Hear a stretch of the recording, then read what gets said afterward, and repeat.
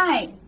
So this is class 3 in my development, so it's actually the 4th night, but it's class 3 of the 6 classes. And tonight we are going to be learning about our own niche, which is our own thing that we each have that is our gift. Like for me, it's mediumship. For JoJo, it is tarot. The number one thing that we have to remember is when we are doing readings and stuff and we find our niche, it is very important to remember that even though that is your niche, I'm going to close this door, that even though you might have a niche that's yours, it doesn't mean that that's what everybody can do or how they can do it or what they see. The way that I get information from the other side is first emotions, then pictures, and then phrases. So it depends on you. It depends on what you get. I tend to get emotions first, and then I will get pictures, and then I will get words or phrases. Some people get pictures right away. Some people see visions of things, like an actual vision of a moment. When I'm dealing with missing persons cases, I tend to get visions of like movie scripts. Like I will ask them, okay, what did you see? And they'll show me exactly what they saw. I also can do spirit guides, and I can do spirit animals. So those are my things that I have a niche in. What my number one is the mediumship. What I'm really good at though are the spirit guides and the spirit animals and intuition, like intuitive life coaching. So if you have an issue in your life and you just want to talk about it, I can help you with it intuitively. So those are my niches. Some other people's are different. So it's always important to remember that when you're dealing with anybody else, because just because somebody does something differently and they don't get the same information as you doesn't mean that it's wrong. And that's why I have us all do those practice pictures all together so you can see what everybody sees underneath. And it doesn't mean that you're wrong, it just means that maybe somebody's picking up this section and maybe somebody else is picking up this section. You bring them together and it still comes to the same story. So that's why I find it really important to have more than one person do any kind of reading like that. And this is the part where, so usually this would have been week 3. So in those last 3 weeks, you would have been going through all kinds of emotional, spiritual, and developmental growth, personal growth as a person, right? So all of those things combined, and then at this point, I would be teaching you, and I am teaching you, that your growth is here, right? And then someone else's growth is here. Hi, Lita!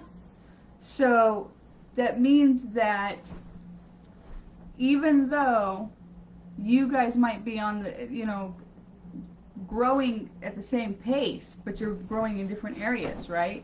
So when you're hearing things that they're saying that they're doing in a reading, or even just in life, they believe something different than you, whatever it is, that they're just on a different journey than you. And it's okay for their journey to be different than yours. And it's okay for them to have a different opinion. And it's okay for you to listen to their opinion and agree with parts of it and maybe disagree with parts of it, because you're a human and they're a human. And this is where being a human comes into play as well. It's really important to remember that we're humans and that we live on the planet Earth, and that Earth in and of itself is a different experience all the way around than the spiritual realm. And being human is freaking awesome. We came to Earth because we wanted to learn something that you can't learn in the spirit realm, and that is the physicality of Earth, right? We cannot get that same kind of physicality in the spirit realm. So everything you deal with in a physical realm here is what you came here to learn, which is really, really, really awesome. And each of us have a different thing that we're learning at a different pace, in a different time, a different journey, a different structure, right? And we are all needed, and we are all necessary, and we all have something to bring to the table. It doesn't matter if somebody is just coming out or just going in to a really, really bad addiction problem, right? And this person's been out of it for 30 years, and this person's never even experienced it. You can all come together at the same table, and as long as you all have the intentions to have the highest and greatest good come out of the situation, all of you will bring something to that table. You will all grow and learn from each other, and you will also bring something into that situation that will bring the highest and greatest good to this situation. So it doesn't matter where you're at in life. It doesn't matter who you are. It doesn't matter what you're going through. You always have worth, and you always have something to bring to the table. Okay? You're still learning what your spirit animals are. So that's something that I probably should bring up. So spirit animals and spirit guides, and even like tarot cards, your readings and things like that, right? They all change as they are needed. So let's say that you're having a rough day because, whatever, you're having a rough day, and you see a specific animal over and over again, ladybug, whatever. And if you look up the spiritual meaning of a ladybug, it usually means it has to do with luck, and it has to do with positive growth and energy. I just realized that I am not centered. So it has to do with positive growth and energy. And when you start seeing the ladybug, it very well can mean that you're at a point in your life where you're starting to have a lot of growth, and your positive energy is coming in. Justin, don't do that, please. Your positive energy is coming in to help you to move on to the next portion of your life. Our spiritual guides similar to spiritual animals. So, no. So spirit guides actually are kind of, in a way, they kind of help you to understand and grow, and they actually are like angels. They bring you, they not only do they bring you messages, but they help you to get through a situation. You know, like your guardian angel, who, you know, I'm trying to think of the saying that says something like, you know, I hope my guardian angel doesn't fly slower than my motorcycle can drive, or something like that. So they kind of can help you through things, whereas a spirit animal kind of gives you more of an understanding of the situation that you're dealing with, and the strength that you need to go through it. And a message that an animal can bring you is a little bit more instinctual, and physical and human, whereas, you know, a person or a spiritual being can give you a message and physically help you through something a lot easier than an animal can. So when you hear like a message that you need to hear because for whatever reason you hear this song and you're in the middle of a moment and you hear this song, it's like perfect for the moment, that's your guide saying, listen to this message. You need to hear this. And I don't know what you mean by weather, like wind, sun, clouds. Clouds are very easily manipulated by us. So the reason I know this is there's this movie out that's called Men Who Stare at Goats. And if you watch it, in it they talk about cloud bursting. And so I went out and I tried it, and we can actually cloud burst. So if you go out there and there's like a cloud somewhere, small ones usually is what I start with, the smaller ones, and I just make them disappear, and they do. They just disappear. And then you can cut, like I've cut clouds in half, and I've shaped them into other shapes. So things like that, they are real. The sun, I don't know what you mean by the sun, but it depends on the wind, the kind of wind it is. If it's like, you know, there's a storm coming type wind, they're not going to probably mess with that too much. But when it comes to like something very personal around your house or something, yes, they can, and they will. So, are you asking how do you manipulate clouds? Well, when you look up at cloud, usually there's like a smaller one that's on the outsides, and those are the ones I like to practice with. And I will like make them disappear, or I will like concentrate really hard on a specific cloud, and I will try and change the shape of it, and I will start like on one side and then move around, and you can do it. You can do it. And there's one YouTube video I found out there, and if you look up cloud bursting on YouTube, there's a guy who did it, and he's kind of like me when I tried to do it, when I tried a video, and I was going to put it up on YouTube, but I didn't, because he's like, I can't tell if I did it or not, or if you can see it or not through the camera. I don't know. It's kind of hard to explain, but you'll have to watch that video to see it. And I didn't want to put it up because I felt like everyone would be like, well, you're crazy if you think you can do this. You know, it's just the cloud just disappeared. No, clouds don't just disappear like that. And that's just how I practice for my intuition and for being able to do that. And that's how you manifest. It's also how I practice manifestation. So you can manifest things, right? Manifest things to come to you. Yes, yes, Tara. In fact, I found out that my great-grandmother was very strongly gifted, and she would sense or see or get dreams of things that would happen, and she would call her family members or get messages to her family members that she had visions or whatever about. I think she had visions. And save their lives, and this happened more than once. And then my cousin had a dream about one of my uncles dying, and told her mother when she woke up, and her mother called my grandmother, and my grandmother was trying to get the information out, but before she could get the information out, the uncle actually passed away in a car accident. And the only the reason anybody even knew it was going to happen was because of my cousin, and I just know that my great-grandfather went to run and grab him out of the car, and the rest of the family held him back because there was a live wire on his car. So he would have gotten killed, because that's what killed my uncle, was the electricity. She was doing pretty good. I was telling her to leave it. She would leave it. But then they got right next to us. And she Yes, I have dreams and visions too, but I don't have the visions as much. I do have dreams though, and they usually happen months later, or years, I mean, later. leave it, and they were right behind me. What's your name?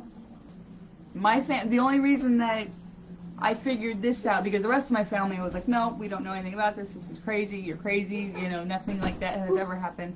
The only reason I know about that is because of my cousin, who that story happened to, and she was like, what? Why is everybody telling you that this isn't a thing? I'm telling you, I have these feelings, I have these visions, I have these dreams. It's always about somebody dying. So, I mean, some people get dreams about people dying, and that's all that it is that they get. So, but you can always grow more. Like, you can always grow more. Like, my tarot is not the best. I tend to read the book, but if I use my tarot cards, it helps me to hone my intuition, to go, okay, I understand where this is coming from. So that's why you use those tools that you have that they're physical, like the pendulum and the tarot cards. Let's see. It is coming out though more and more. I mean, look at for example, which I thought it was really interesting, that Joe Biden himself said the group of the light or something like that. Either way, I thought it was interesting that being of love and light in and of itself got itself into politics. That's how much the world is awakening, is that politics is trying to say, look, I'm from the side of light, or I'm from the side, I'm from the side of love. That doesn't mean that they are or they aren't. I'm just saying that's how much the world is awakening, that the politicians are starting to notice it. They're trying to capitalize on it. What they don't realize, though, the politicians, is that if you really are of love and light, and you really do understand that, you're not going to follow somebody because they say that they're from the side of light or whatever. You're going to follow them because you feel connected to that person. It has nothing to do with whether or not they say they're from love and light, right?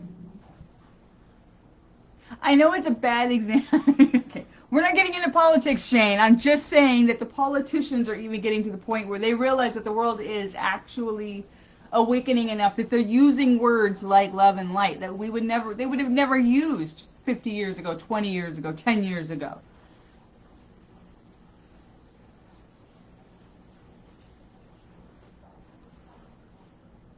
Yeah, Sarah, it very well can happen like that, and I would be. I tend to not tell people stuff like that, because the truth of the matter is that sometimes you can have an exact thing happen, or you can have a dream about something like that, and then something else has made a decision to move in a different direction. So the energy that was going towards this is now not going towards that. So you can change that energy, and you can move it to a different direction.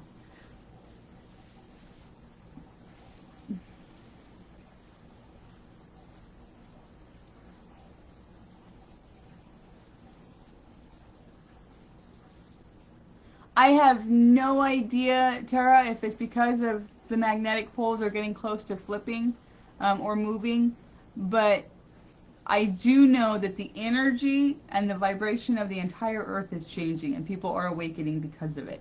And that's just all that I know, and that's all that I'm seeing so far.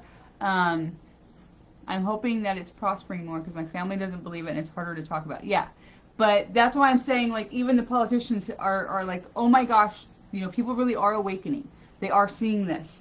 And so we're gonna try and jump on the bandwagon here and say that, you know, we are, whatever, we're the side of light or whatever.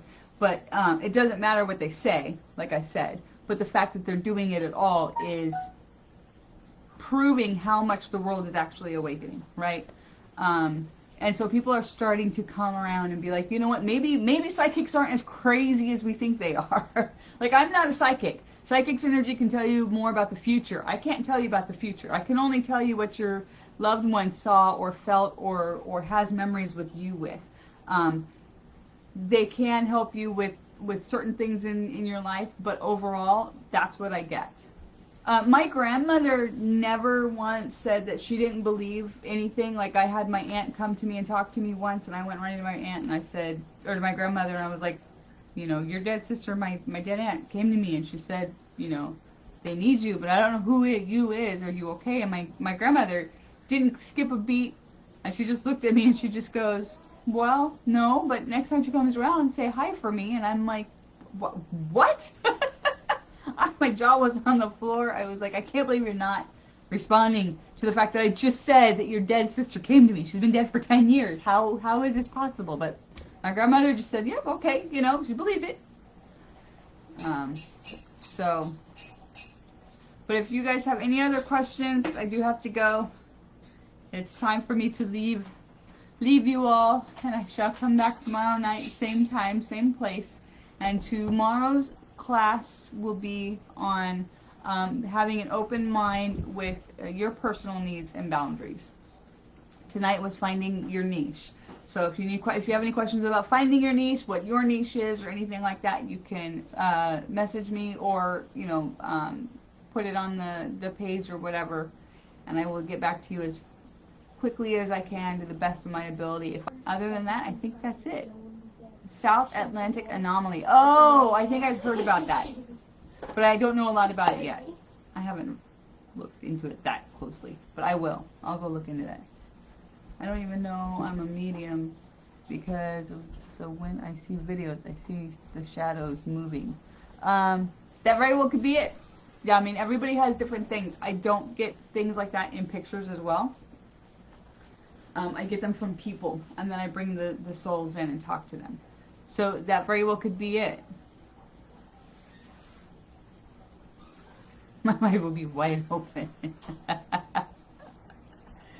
You guys have a wonderful evening. I will talk to you all later. Oh, Shane. Be careful. That's when they come in, is when you drink and you don't like it. I'm just warning you. Bye. And stay safe, everyone.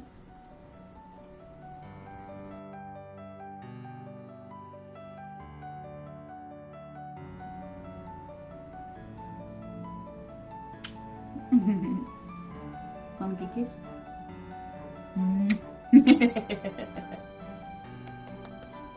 You want another one? You just want to watch yourself get kisses, huh?